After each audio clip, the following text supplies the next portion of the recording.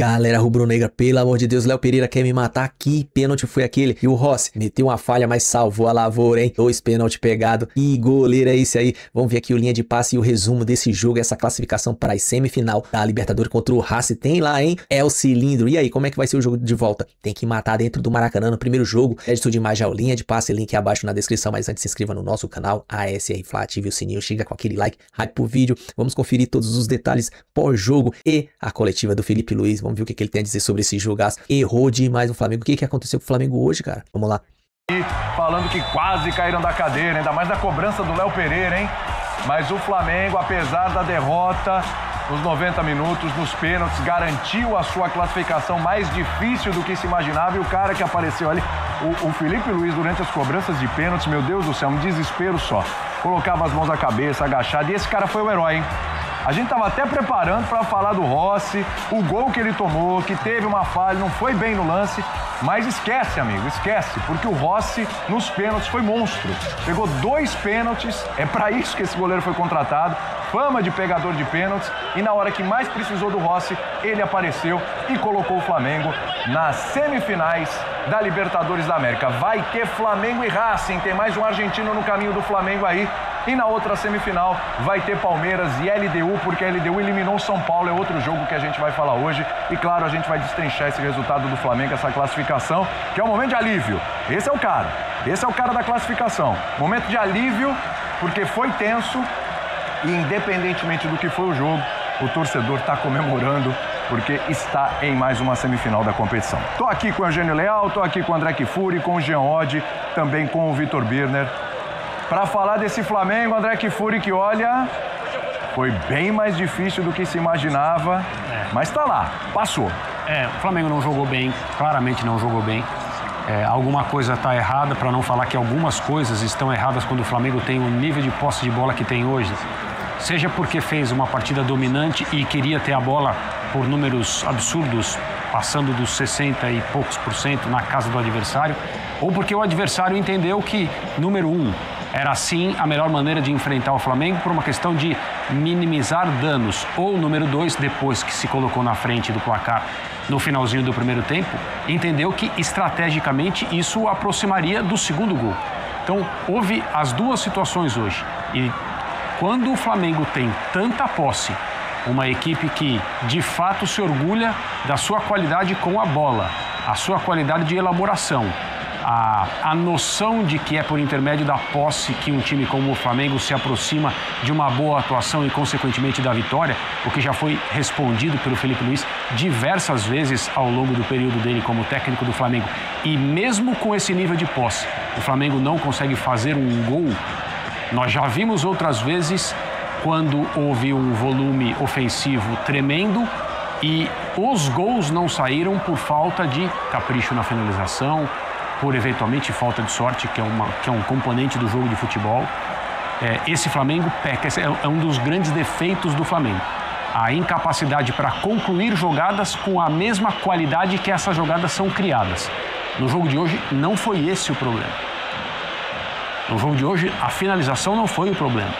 No jogo de hoje o Flamengo foi contido por um time que é pior do que ele, que eu acho que a gente vai poder falar sobre isso mais para frente, colocou em campo algo que eu chamo de orgulho institucional pela forma como o confronto foi tratado, mas agora, nesse momento, quando a gente está começando aqui o linha de passe, eu nem acho oportuno falar sobre isso, é melhor a gente falar sobre o jogo jogado mesmo, e utilizando uma jogada que era a única que ele podia fazer, que é a jogada que produziu esse gol aí, já nos acréscimos do primeiro tempo, e por pouco não produziu o outro, na verdade produziu outro, mas o jogador estava impedido, uma correta anulação. Mas por intermédio da única jogada que poderia machucar o Flamengo na noite de hoje, que é a bola esticada pelo alto, para que uma casquinha ou uma bola não dividida como essa no gol, sobrasse para alguém mais próximo, gerando a possibilidade de conclusão, o Estudiantes ganhou do Flamengo. Isso não é normal. Pois é. Então, hoje, a torcida do Flamengo, é claro, está feliz pelo resultado final, uma classificação para a sequência da Libertadores nos pênaltis. No final das contas, talvez isso seja o que mais importa. E acredito que nas entrevistas coletivas, será lembrado mais uma vez, o público que está assistindo, que um jogo de futebol é composto por duas equipes, você não pode analisar um jogo pensando só em uma. Mas a distância técnica entre o Flamengo e o Estudiantes é muito grande para essa classificação ter acontecido apenas nos pênaltis e ter passado por um apuro tremendo, quase não acontecer. Então é para se pensar, o Flamengo esteve aquém do que deveria no global desse confronto, exceto ali a primeira meia hora, 35 minutos do primeiro jogo no Maracanã. Mengão na área. Na noite de hoje, a ideia de jogo do Estudiantes foi mais competente. O Estudiantes esteve mais perto do seu objetivo final do que o Flamengo. E o Rossi foi o jogador que deve ser celebrado pelo desempenho dele num jogo completamente diferente, que é o jogo das disputas de pênaltis. Ele brilhou e o Flamengo passou. Jean, o futebol, ele apronta, né? Você tem o Benedetti, que ele faz o gol, ele faz o segundo, que foi invalidado, aí vai para os pênaltis, o Benedetti perde o pênalti. E o Rossi, que tinha falhado, na minha opinião, tá até conversando com o pessoal, tá muita gente achando que o Rossi falhou também no primeiro gol, aí vai para os pênaltis e ele vira herói. É uma noite daquelas pro futebol, hein, Jean? Tudo bem? Tudo bom, William? Boa noite a todos. Essa história não é nem tão rara assim, né? Do cara que faz o gol durante os 90 minutos, depois perder o pênalti. Acho que assim, para não ser repetitivo em relação ao que o André já falou, de fato foi muito sofrido, foi muito difícil. Eu imaginava um confronto complicado aí pelo ambiente, né? A gente sabe o que é jogar em La Plata, o que significa jogar nesse estádio, como é o clima, como é o ambiente e tudo mais. Mas eu continuo dizendo assim, o grande problema do Flamengo foi não matar o jogo aqui na primeira partida, sobretudo no primeiro tempo, quando criou para isso. Porque na hora que você permite um resultado, quando você sai do primeiro jogo com um resultado que permite uma virada, e esse resultado permitiu uma virada que quase aconteceu, você sabe que nesse contexto, nesse ambiente, a coisa vai ser complicada. Acho sim que ficou muito clara a diferença técnica dos dois times, porque no primeiro tempo a gente vê o Estudiantes intenso, brigando o tempo todo, ganhando bolas, ganhando divididas, chegando, se aproximando da área. Só que o Flamengo, né, com a classe dos seus jogadores, com a categoria, foi quem tinha criado, até o momento do gol do Benedetti, as duas melhores chances do jogo. Uma, ok, num chute de longa distância do Saul, que aliás, né, de novo, fez um grande primeiro tempo. Sim. Eu nunca vou conseguir dizer que não faltou estímulo, não encararam. Eu não aguento esse papo de que não encararam como final, não encararam como jogo decisivo, porque um jogo como esse todo mundo encara como jogo decisivo. Agora, essa diferença de intensidade e a vitória física mesmo do Estudiantes, porque para mim o que acontece no jogo é uma vitória física do Estudiantes. Acho que isso precisa ser discutido. Precisa ver se isso tem a ver com a idade ou a condição dos jogadores do Flamengo. Bom lembrar, a diferença de média de idade dos dois times era de 5 anos, não é pouca coisa, 5 não, 4 anos de diferença.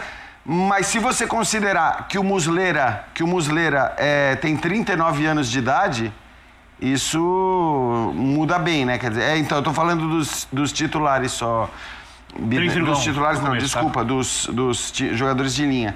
Então, cara, eu acho que, enfim, é uma questão para o Flamengo ver, porque realmente eu não acredito que os jogadores entraram encarando o jogo como um jogo qualquer, como um jogo normal. Não, é impossível. É impossível. São jogadores experientes. Exato, no jogo ali, como conhece, esse. entende. Assim, e, obviamente, a diferença do Flamengo para o Estudiantes é muito grande, tecnicamente, e o Flamengo podia ter resolvido essa parada muito antes, poderia ter resolvido essa parada no Brasil.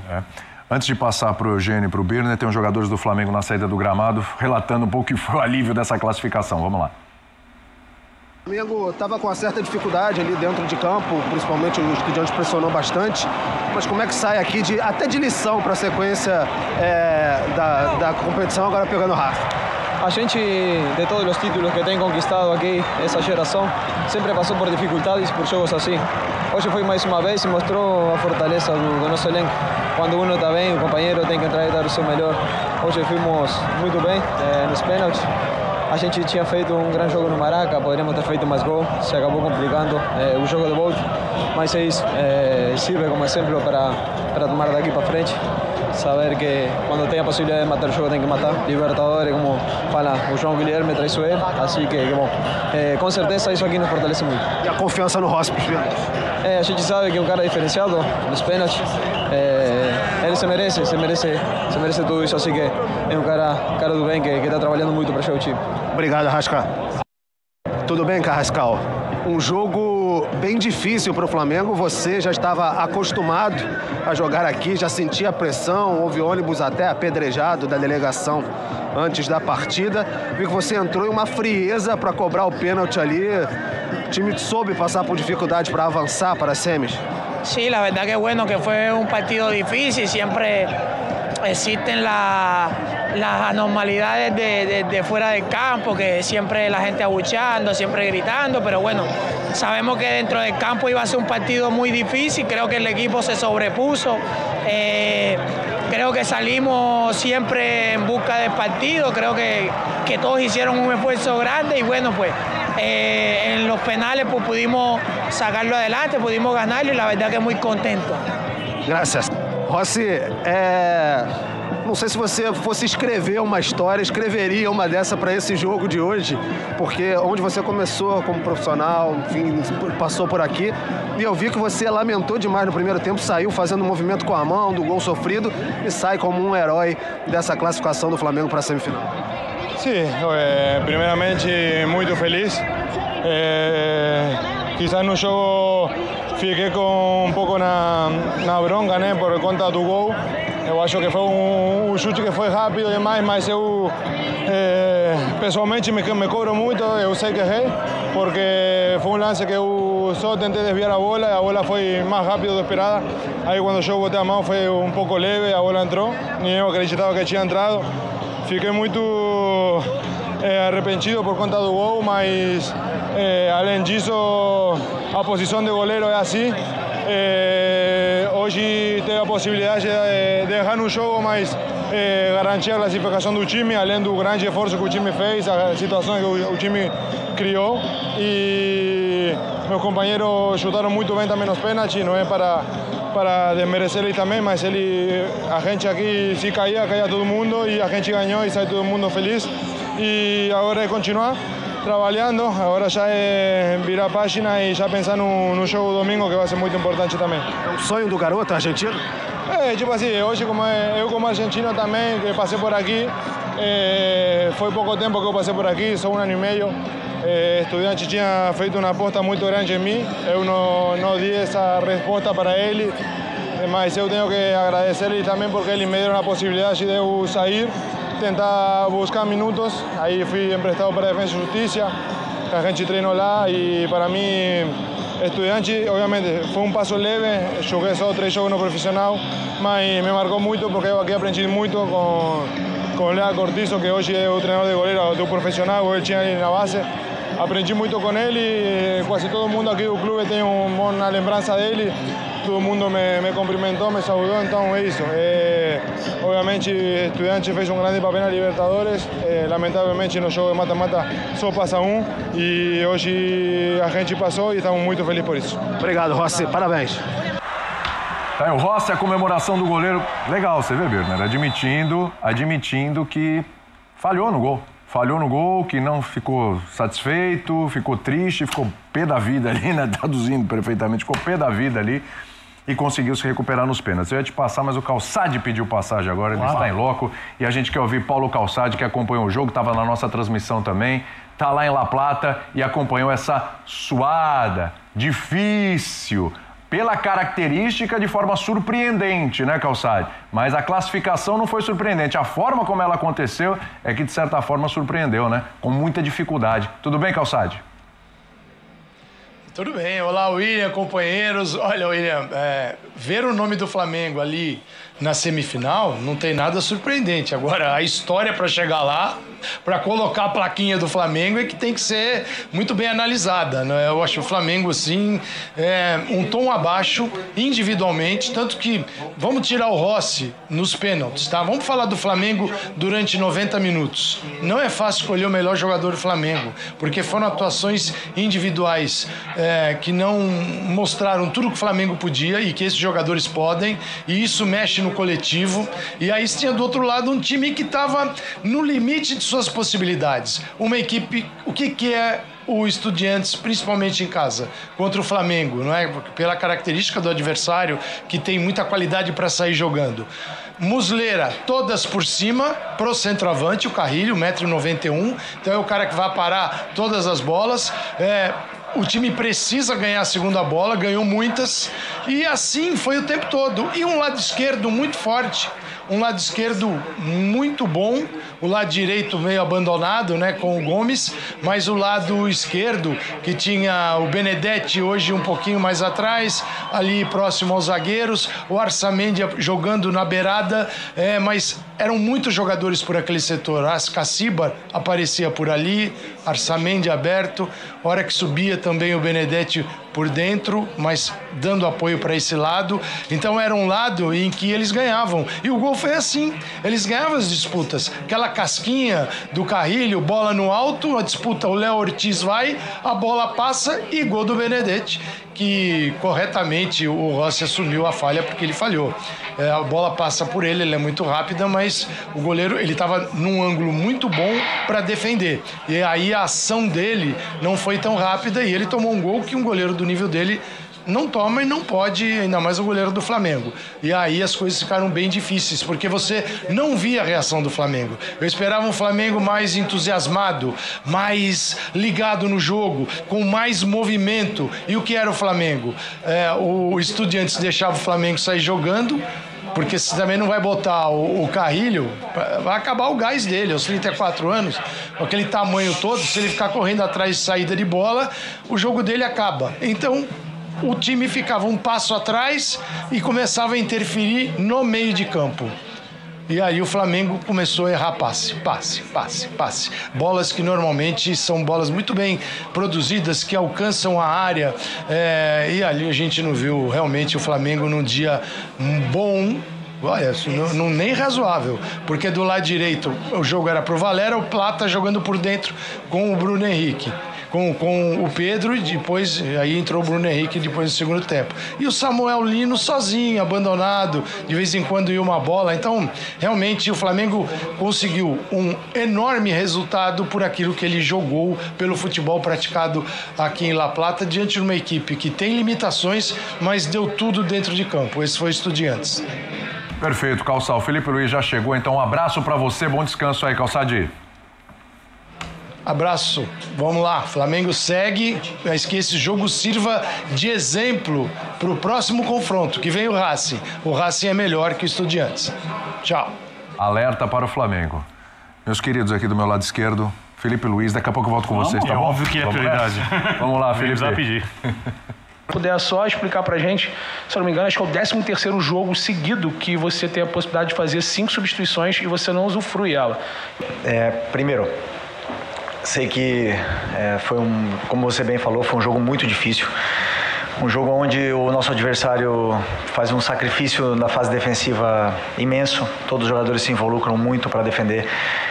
Eles induzem muito você a jogar por dentro para sair no contra-ataque. Então é um jogo ao mesmo tempo que eles te concedem os espaços, eles aproveitam as perdas da bola, os contra-ataques. Isso gera frustrações, isso gera às vezes que o time faz com que o time se parta muito durante o jogo, e principalmente a forma que eles têm de atacar, que é com lançamentos, bolas longas no atacante e jogo por fora, né?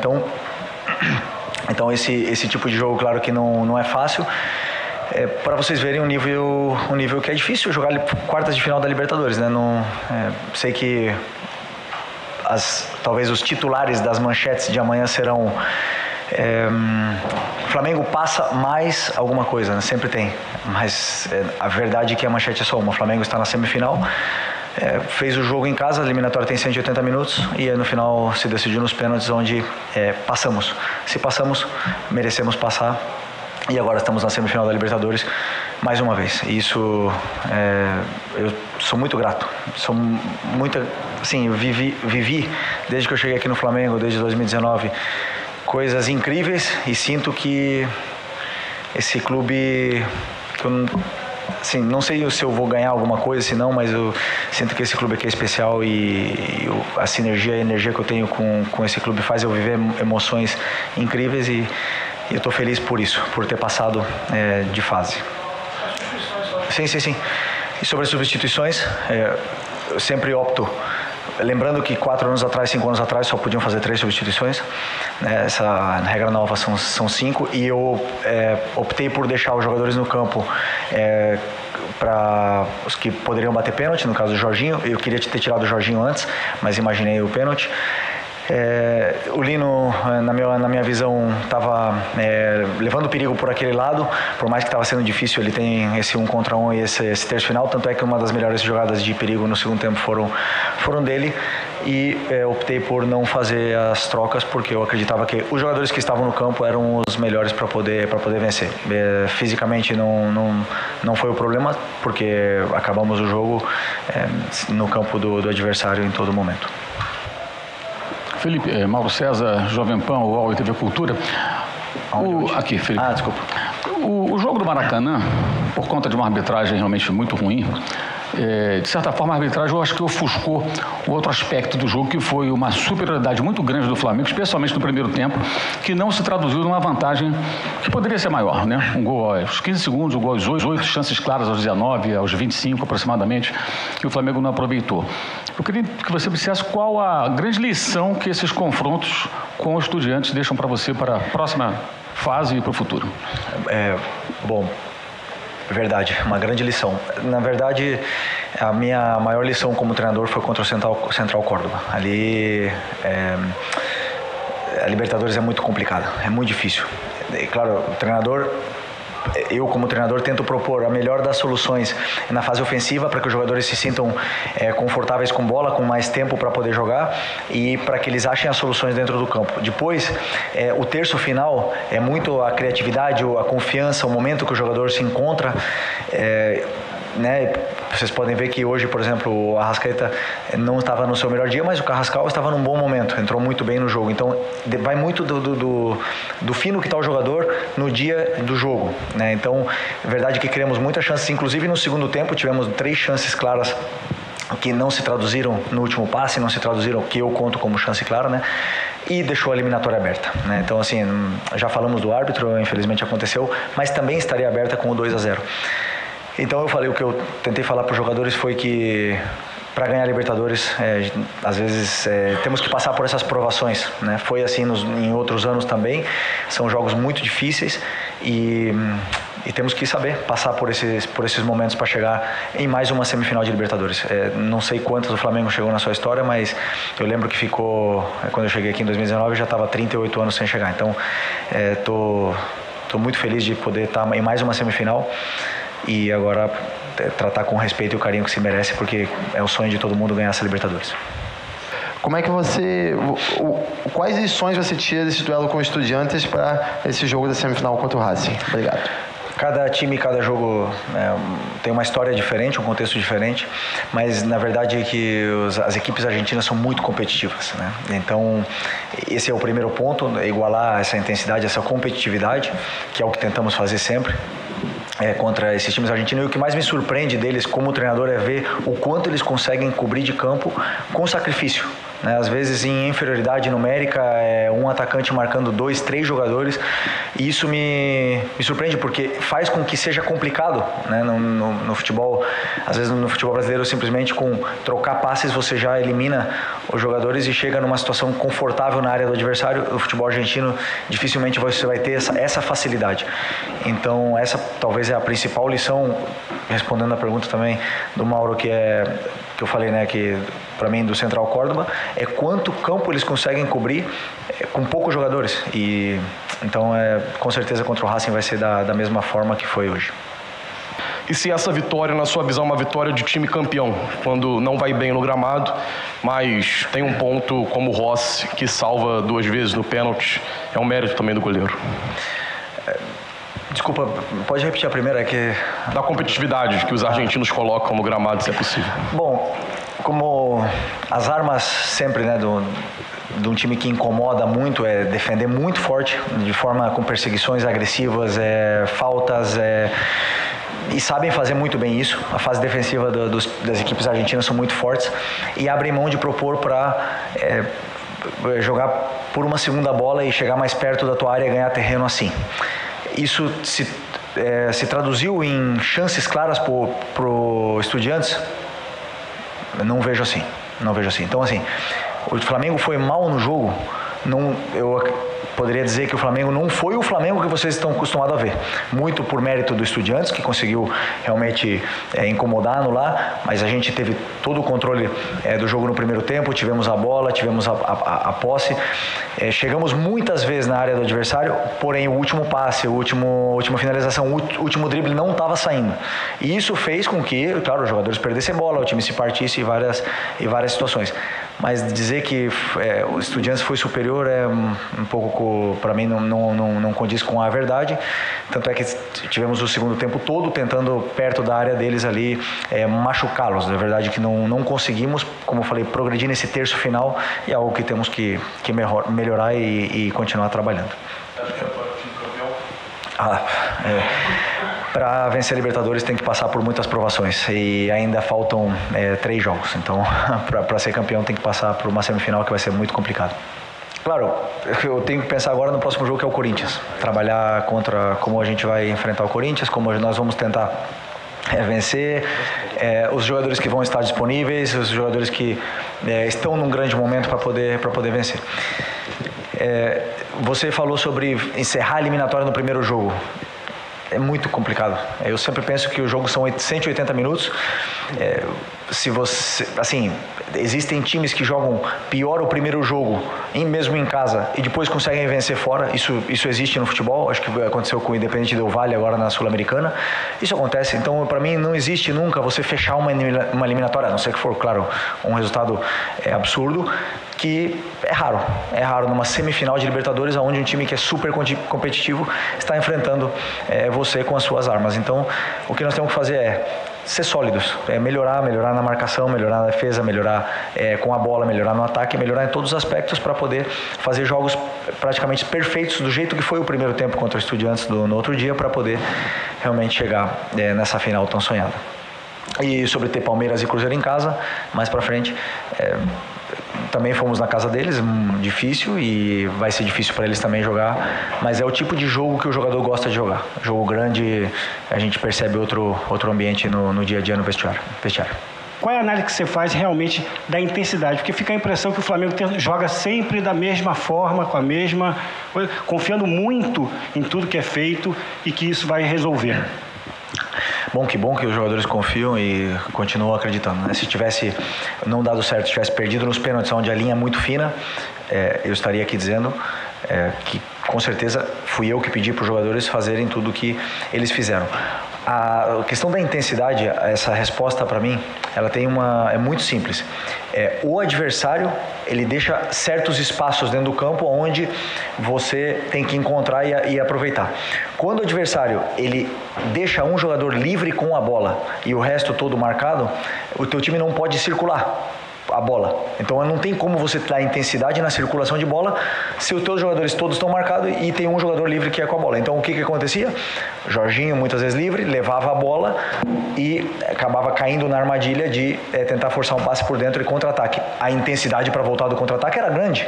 Todos eles voltavam para marcar, Pedro voltou para marcar, Arrascaeta voltou para marcar, mas nunca tiveram livres e então dá a sensação que o time não teve intensidade, mas foi muito mérito do Estudiantes de tirar a nossa criação e induzir o jogo onde eles se sentiam mais confortáveis.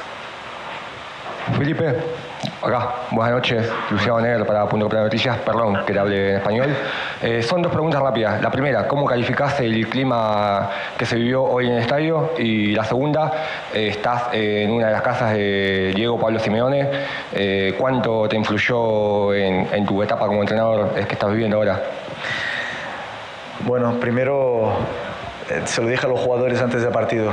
Hoy sentí ganas de jugar otra vez. Les envidié por ese ambiente que hay, por el césped, la manera que estaba perfecto, el clima, el ambiente del estadio estaba impresionante. La verdad que es un privilegio jugar en un ambiente tan increíble como ese estadio. Esa es la primera. Verdad que con nosotros, cuando estábamos controlando el juego y teníamos bastante posesión, se bajó mucho el volumen y conseguimos eso, pero claro, luego vino el gol y se vinieron arriba otra vez y la afición, la verdad que no dejó de animar en ningún momento. Sobre Simeone trabajó aquí, ¿verdad? Fue campeón aquí, ¿no? 2006. Ok. Pero es hincha de Racing. Sí, sí, es hincha de Racing. Sí. Bueno, es como, ya se lo dije muchas veces, es como un padre para mí. Hoy estoy sentado aquí fue porque él me ha inspirado a esto, me ha cambiado mi vida en muchos sentidos y soy muy agradecido a él. Y nada, le deseo la mejor de la suerte siempre porque él sabe que le quiero mucho. Aí o vídeo, galera, cê é louco, tô aqui rouco. Meu, o que acontece? O que aconteceu com o Flamengo, cara? Jogando daquele jeito, jogando péssimo, errando pra caramba. O Rossi leva aquele gol, cara, que falha ali em cima dele. Eu acho que ali foi muito excesso de confiança, algo do tipo, eu não sei. Meu Deus do céu. Mas, ó, salvou a lavoura, hein? Salvou a lavoura, meu Deus, pegou 2 pênaltis, o Rossi, pelo amor de Deus, se redimiu com o time e a nação, jogou demais, catou demais, eu tô aqui perto, meu, eu errei o placar, mas eu tô daquele jeito, meu, nervoso demais, a flor da pele, nem sei o que dizer, mas enfim, agora que pênalti que aquele Léo Pereira bateu, hein, meu Deus, quase que cai da cadeira todo mundo, que nem o Zinho falou. Foi a loucura, porque ali tava no limite de isolar ou não, meu, mas goleiro nenhum pega aquela bola, nenhum nóia. Tá ali Flamengo, estamos na semifinal, precisamos ver como que vai ser o jogo e finalizar, matar lá no Maracanã, no primeiro jogo, cara, não é pra passar por isso não, pelo amor de Deus. Felipe, tem que tirar alguma coisa positiva disso aí, é trabalhar e ó, focar aproveitamento em finalizações dentro do Maracanã, pô, pra gente vir com 3-4-0 pra jogar e não ter que ficar esperando ir pros pênaltis, cara, pra gente ter que passar nos pênaltis, pelo amor de Deus. Mas enfim, o vídeo é isso aí, se gostou se inscreva no canal, ASR Fla, ative o sininho, chega dando aquele like, compartilha, comenta, tamo junto, até a próxima, saudações rubro-negra.